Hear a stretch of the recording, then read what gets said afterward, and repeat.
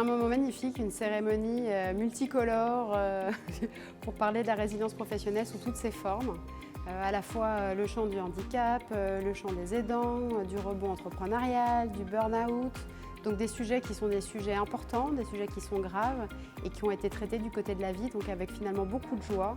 Alors aujourd'hui, c'est la deuxième édition. On est dans un lieu prestigieux qui est le CNAM, le Conservatoire national des arts et métiers.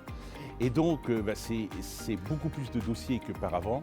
Et c'est un grand moment. Un jury, c'est toujours un grand moment. Une remise de prix, c'est toujours la fête. Ce qui me frappe à chaque fois, c'est l'inventivité, la créativité, à la fois des lauréats et puis l'afflux des candidatures.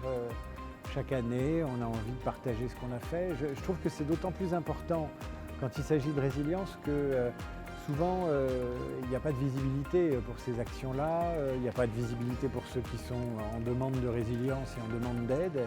Donc c'est bien qu'il y ait des prix pour ça, parce que ensuite on partage les expériences et puis on en parle autour de soi. Cette deuxième édition du prix de la résilience professionnelle, cette journée, les lauréats, il montre la richesse, il montre la diversité des actions qui ont été récompensées. Donc, je pense que c'est très important qu'on soit présent pour finalement, d'une certaine manière, contribuer à inventer la protection sociale de demain. On est à une époque où on ne peut plus fermer les yeux sur les réalités vécues par nos concitoyens, c'est-à-dire des gens qui se suicident sur leur lieu de travail, des gens qui sont en burn-out, des personnes qui vivent des situations très complexes dans leur vie et qui transforment ça au bénéfice des autres. Donc c'est important pour moi aujourd'hui que toute la société s'empare de ce sujet-là pour faire évoluer les mentalités, pour sensibiliser les responsables des entreprises, mais chaque citoyen qui peut, lui, un jour, rencontrer ces difficultés. Enfin, on nomme les choses, enfin, on les étudie, enfin, on comprend quels sont les mécanismes, enfin, on lève les tabous. La résilience est un véritable vecteur de performance pour les hommes, mais aussi pour les organisations. La résilience professionnelle, c'est de promouvoir justement cette question des vulnérabilités et de ce qu'on en fait dans le champ du travail, pour l'identifier comme un vecteur vraiment de performance, comme quelque chose qui peut changer, qui peut nous permettre d'innover, qui peut permettre d'accompagner les managers aussi dans une manière de voir le monde et d'accompagner les équipes autrement. Et c'est vrai que c'est cette image, finalement, c'est ce pépin qui va germer en prenant appui sur ce qu'il est et qui, bénéficiant d'un terreau fertile, d'une entreprise qui sera responsable, qui sera en conscience de ce qui se joue, va pouvoir se déployer.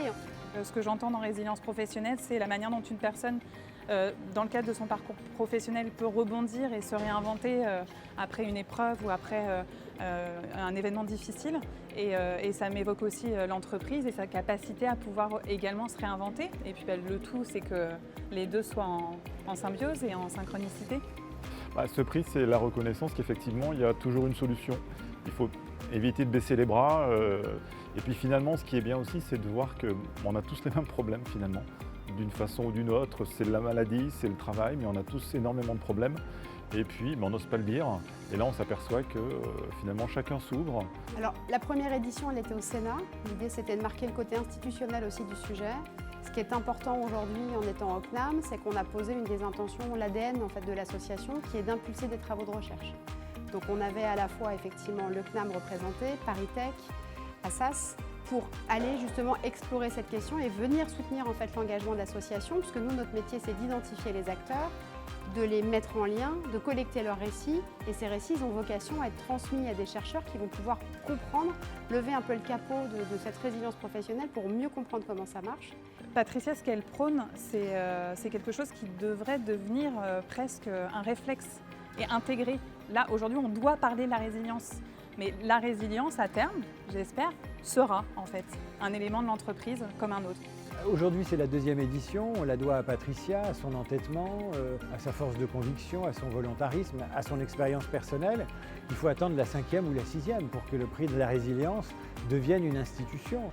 C'est un aboutissement sur cette deuxième édition du prix, mais c'est le commencement puisque l'ambition à la rentrée, c'est un mouvement national avec des étapes régionales, y compris dans les Outre-mer, pour aller repérer tous ceux qui font déjà, public, privé, société civile, individus, collectifs, mailler, faire se rencontrer, creuser, chercher, trouver, promouvoir et faire bouger les lignes.